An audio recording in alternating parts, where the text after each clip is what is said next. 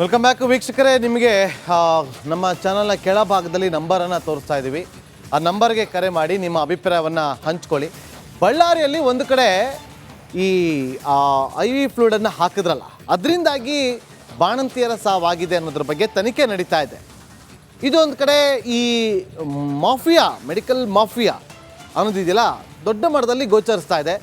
ಇದರ ಜೊತೆಗೆ ಒಂದು ಕಡೆ ಆಸ್ಪತ್ರೆಗೆ ವೈದ್ಯರು ಬರ್ತಾರೆ, ಪಂಚ್ ಮಾಡ್ತಾರೆ, ಸೈನ್ ಇನ್ ಮಾಡ್ತಾರೆ, ಸೈನ್ ಮಾಡ್ತಾರೆ, ಹೋಗ್ತಾರೆ, ಮತ್ತು ವಾಪಸ್ ಬರ್ತಾರೆ. ಮುಂದೊಂದು ವಿಚಾರ ಅಂತಂದರೆ, ಈಗ ಸಚಿವರು ಬರ್ತಾರೆ ಅಂತೇಳಿ ಸಿಂಗಾರ ಮಾಡ್ತಿದ್ದಾರೆ, ಅಲಂಕಾರವನ್ನು ಕೂಡ ಮಾಡ್ತಿದ್ದಾರೆ. ನೀವು ಕರೆ ಮಾಡಿ ನಿಮ್ಮ ಅಭಿಪ್ರಾಯವನ್ನು ಹಂಚ್ಕೊಳ್ಬೋದು. ಈಗ ನಮ್ಮೊಂದಿಗೆ ಒಬ್ಬರು ರವಿ ಅಂತೇಳಿ ಮೈಸೂರಿಂದ ಕರೆ ಮಾಡಿದ್ದಾರೆ. ರವಿ ಅವರೇ ನಮಸ್ಕಾರ. ನಮಸ್ತೆ ಸರ್. ಬಳ್ಳಾರಿಯಲ್ಲಿ ಏನಾಗ್ತಾ ಇದೆ ಅಂತೇಳಿ ನಿಮಗೂ ಚೆನ್ನಾಗಿ ಗೊತ್ತಿದೆ ಅಂತ ಭಾವಿಸ್ತೀನಿ ರವಿ ಅವರೇ. ರವಿ ಅವರೇ ಕೇಳಿಸ್ತಾ ಇದೆಯಾ? ಓಕೆ, ಹೇಳಿ ಸರ್, ಹೇಳಿ ನಿಮ್ಮ ಅಭಿಪ್ರಾಯ, ನಿಮ್ಮ ಅನಿಸಿಕೆ ಏನು, ಏನಾಗ್ತಾ ಇದೆ ಅಂತ ನಿಮ್ಗೆ ಅನಿಸ್ತಾ ಇದೆ? ಸರ್, ಇದು ಬರೀ ಬಳ್ಳಾರಿ ಒಂದ್ರಲ್ಲೇ ನಡೀತಾ ಇಲ್ಲ ಸರ್. ಇದು ಈ ತರ ವ್ಯವಹಾರಗಳು ಪ್ರತಿ ಗೌರ್ಮೆಂಟ್ ಹಾಸ್ಪಿಟಲ್ ಇದೇ ತರ ಕತೆ ಇದೆ ಸರ್.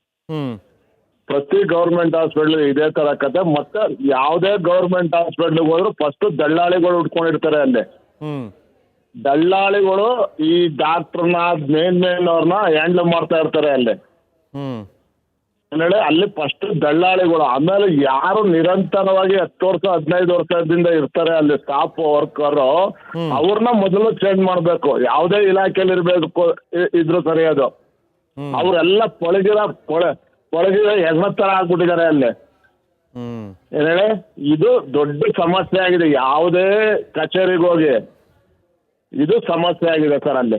ಓಕೆ, ಇದು ಥ್ಯಾಂಕ್ ಯು ರವಿ ಅವರೇ ನೀವು ಮಾತಾಡಿದ್ದಕ್ಕಾಗಿ. ಈಗ ಬಳ್ಳಾರಿಯಿಂದ ಪ್ರಶಾಂತ್ ಅಂತೇಳಿ ಕರೆ ಮಾಡಿದ್ದಾರೆ. ಪ್ರಶಾಂತ್ ಅವರೇ ನಮಸ್ಕಾರ.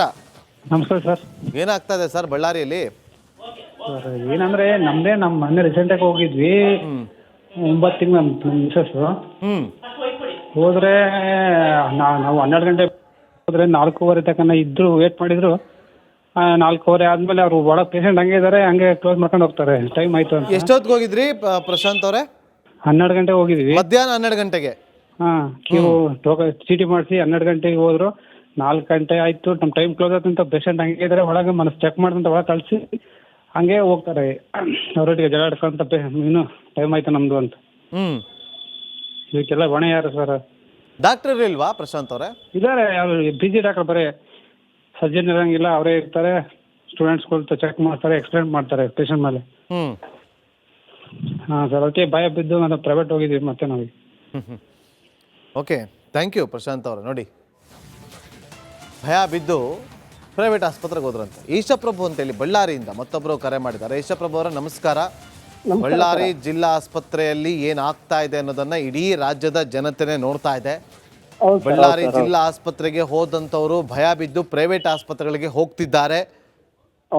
ಇದೇನಾ ಬಳ್ಳಾರಿ ಅಂತ ಅನಿಸ್ತಾ ಇದೆ? ಏನಾಗ್ತಿದೆ? ಬಳ್ಳಾರಿ ಜಿಲ್ಲಾ ಉಸ್ತುವಾರಿಗಳು ಏನ್ ಮಾಡ್ತಿದ್ದಾರೆ? ನಿಮ್ಮ ಶಾಸಕರು, ನೀವು ಆಯ್ಕೆ ಮಾಡಿ ಕಳಿಸ್ತಂಥವ್ರು ಏನ್ ಮಾಡ್ತಿದ್ದಾರೆ? ಸರ್, ಶಾಸಕರಿಗೆ ನಾಚಿಗೇಡು ಸಂಗತಿ ಸರ್. ಇದು ಬಳ್ಳಾರಿಯಿಂದ ಈ ತರ ಕೆಟ್ಟ ಒಂದು ಅಭಿಪ್ರಾಯ ಬರ್ತದೆ ಅಂದ್ರೆ ಅಲ್ಲಿ ಆಯ್ಕೆ ಆದಂತ ಶಾಸಕರಿಗೆ ನಾಚಿಕೆ ಆಗ್ಬೇಕು. ಇದು ಪ್ರಕರಣ ನಡೆದು ಬಹಳಷ್ಟು ದಿನಗಳಾದ್ರೂ ಕೂಡ ಅಲ್ಲಿಗೆ ಭೇಟಿ ಕೊಟ್ಟಿಲ್ಲ. ಒಂದು ಅದಕ್ಕೆ ಸಂಬಂಧಪಟ್ಟ ಏನು ಈ ಮೃತಪಟ್ಟಿದಾರಲ್ಲ ಬಾಣಂತಿಯರು, ಅವ್ರಿಗೊಂದು ಸಾಂತ್ವನ ಹೇಳೋ ಒಂದು ಕೆಲಸನೂ ಮಾಡಿಲ್ಲ. ಚೆಕ್ ಕೊಡ್ತೀವ್ರಿ ನಾವು, ಪರಿಹಾರ ಘೋಷಣೆ ಮಾಡ್ತೀವ್ರಿ, ಸಾಕಲ್ಲ ಈಶಪ್ರಭು ಅವರೇ? ಸರ್, 2 ಲಕ್ಷಕ್ಕೆ ಜೀವ ಬರುತ್ತೆ ಸರ್. ಅಂದ್ರೆ ಒಂದು ಜೀವ ಇದನ್ನ ಪ್ರಶ್ನೆ ಮಾಡಿ ನೀವು ಮಾಡಿ. ಅದೇ ಸರ್, ನಾನು ಒಂದೇ ವಿಷಯ ಸರ್, ನಿಮ್ ಮೂಲಕ ನಾನು ಮುಖ್ಯಮಂತ್ರಿ ಸಿದ್ದರಾಮಯ್ಯನವ್ರಿಗೆ ಏನು ವಿನಂತಿ ಮಾಡ್ತಿದ್ದೇನೆ ಅಂದ್ರೆ, ಸರ್, ಒಂದು ಪ್ರಾಣಕ್ಕೆ 2 ಲಕ್ಷ ಬೆಲೆ ಕೊಟ್ಟು ಅದು ನಿಮ್ಮ ಸರ್ಕಾರ ಮಾಡಿರೋ ತಪ್ಪದು. ಅವ್ರಿಗೆ ಏನೂ ಆಗಿಲ್ಲ, ನಿಮ್ಮ ಸರ್ಕಾರ ಬೇಜವಾಬ್ದಾರಿಯಿಂದ ಇದಾಗಿರೋದು. ಸರ್ ಸಿದ್ದರಾಮಯ್ಯನವರೇ, ದಯವಿಟ್ಟು ಈ ಲೈವ್ ಅನ್ನು ವೀಕ್ಷಿಸಿ ಅವ್ರಿಗೆ ಸರಿಯಾದ ನ್ಯಾಯವನ್ನು ಒದಗಿಸಿ. ನಿಮ್ಮ ಮೂಲಕ ನಾನು ಅವ್ರನ್ನ ಕೇಳ್ಕೊಳ್ತಿದ್ದೇನೆ sir. Okay, thank you Ishaprabhu ಅವರೇ ಮಾತಾಡಿದ್ದಕ್ಕಾಗಿ.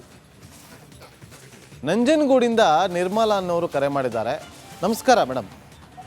ಸರ್, ನೀವು ಸತತವಾಗಿ ಬಾಣಂತಿಯರ ಶರಣ ಸಾವನ್ನ ತೋರಿಸ್ತಾ ಇದ್ದಾರೆ ಎಲ್ಲ ಟಿವಿ ಚಾನೆಲ್. ಆದ್ರೆ ನಮ್ಮ CMಗೂ ಮತ್ತೆ ದಿನೇಶ್ ಗುಂಡೂರಾವ್ಗೂ ಅಷ್ಟು ಕಾಳಜಿನೂ ಇಲ್ವಲ್ಲ, ಏನಿದೆ ಅರ್ಥ? CM ಒಮ್ಮೆ ಆದ್ರೂ ಭೇಟಿ ಕೊಟ್ಟಿಲ್ಲ ಅಲ್ಲಿಗೆ. ಯಾಕೆ ಸರ್ ಹೀಗೆ? ನೀವು ಪ್ರಶ್ನೆ ಮಾಡ್ಬೇಕು, ನಾವು ಪ್ರಶ್ನೆ ಮಾಡ್ತಾ ಇದೀವಿ, ನಿರಂತರವಾಗಿ ಪ್ರಶ್ನೆ ಮಾಡ್ತಾ ಇದೀವಿ. ರಿಪಬ್ಲಿಕ್ ಕನ್ನಡ ಲೈನಲ್ಲಿ ಸಿಕ್ಕಿದ್ರೆ ಪ್ರಶ್ನೆ ಏನು ಚೆನ್ನಾಗೇ ಮಾಡ್ತೀವಿ ಸರ್.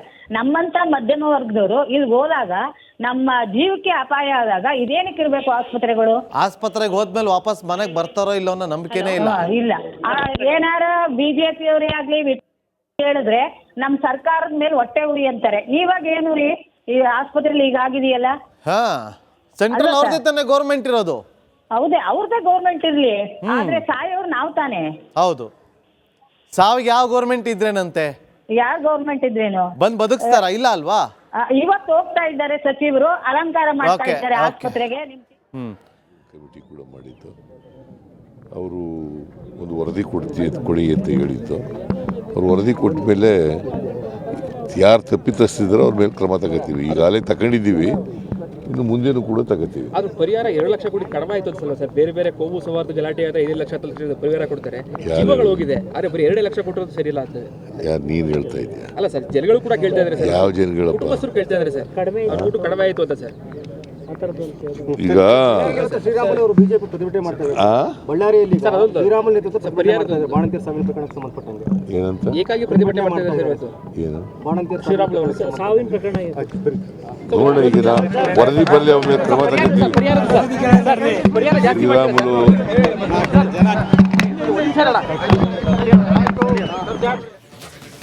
ಈಗ ರಾಮುನವರು ಕರೆ ಮಾಡಿದ್ದಾರೆ.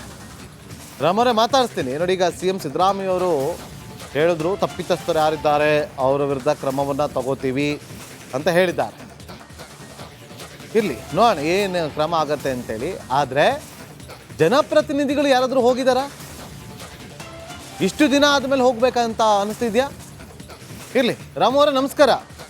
ನಮಸ್ತೆ ಸರ್. ಓಕೆ ರಾಮು ಅವರೇ, ಈಗ ಗಮನಿಸ್ತಾ ಇದ್ದೀರಿ ಬಳ್ಳಾರಿನಾಗ ಏನಾಗ್ತಾ ಇದೆ ಅಂತೇಳಿ? ತುಂಬಾ ಅನ್ಯಾಯ ಆಗ್ತಾ ಇದೆ ಸರ್. ಅಲ್ಲಿ ಚಿತ್ರದುರ್ಗದಲ್ಲಿ ಹೇಗೆ ಜಿಲ್ಲಾಸ್ಪತ್ರೆ?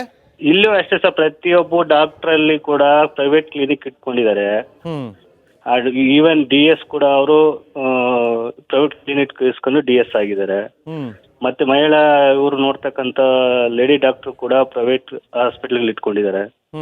ಇವನ್ ಪ್ರತಿಯೊಂದು ಕರ್ನಾಟಕದಾದ್ಯಂತ ಅಷ್ಟೇನೆ, ಬಟ್ ನಮ್ಮಲ್ಲಿ ಇಲ್ಲಿನೂ ಲೋಕಲ್ ಅಲ್ಲಿ ಅದೇ ತರನೇ ಇದೆ ಸರ್. ಇದರಿಂದ ಪಾಪ ಜನಸಾಮಾನ್ಯರಿಗೆ ಬಹಳ ತೊಂದರೆ. ಇಲ್ಲಿ ಇಲ್ಲಿಂದ ನೋಡ್ತಾರೆ, ರೆಫರ್ ಮಾಡ್ಕೊಂಡು ಪ್ರೈವೇಟ್ ಕ್ಲಿನಿಕ್ ತಗೊಂಡು ಹೋಗ್ತಾರೆ ಎಲ್ಲ ಪೇಷಂಟ್ಗಳನ್ನ. ಮತ್ತೆ ಎಲ್ಲ ಇದು ಕರ್ಮಕಾಂಡನೂ ಕೂಡ ನಡೀತಿದೆ ಇಲ್ಲಿ. ಇವನ್ ಅಮೌಂಟ್ ಒಂದು ಎಲ್ಲಾನು ಬಹಳ ಪೇಷಂಟ್ಗಳು ಬಹಳ ಸಮಸ್ಯೆ ಆಗ್ತಾ ಇದೆ. ಇದೆಲ್ಲ ಒಟ್ಟು ರಾಜಕೀಯ ಮತ್ತು ಡಾಕ್ಟರ್ಸ್ ಎಲ್ಲ ಕಮಿಟ್ಮೆಂಟ್ ಇದಾಗ್ಬಿಟ್ಟಿದೆ ಸರ್ ಪೂರ್ತಿ. ಅವ್ರದ್ದು 2 ದಿನ ಮಾಡ್ತಾರೆ, ಕಣ್ಣಿಗೆ ಕಾಣುತ್ತೆ, ಆಮೇಲೆ ಪದೇ ಪದೇ ಅದೇ ತರನೇ ಆಗ್ತಾ ಇರುತ್ತೆ. ಓಕೆ, ಥ್ಯಾಂಕ್ ಯು ರಾಮ್ ಅವರೇ ಮಾತಾಡಿದ್ದಕ್ಕೆ. ಈಗ ಏಕಾಂತಪ್ಪ ಅಂತೇಳಿ ನಮ್ಮೊಂದಿಗೆ ಸಂಪರ್ಕದಲ್ಲಿದ್ದಾರೆ. ಏಕಾಂತಪ್ಪ ಅವರೇ ನಮಸ್ಕಾರ. ಸರ್ ನಮಸ್ತೆ.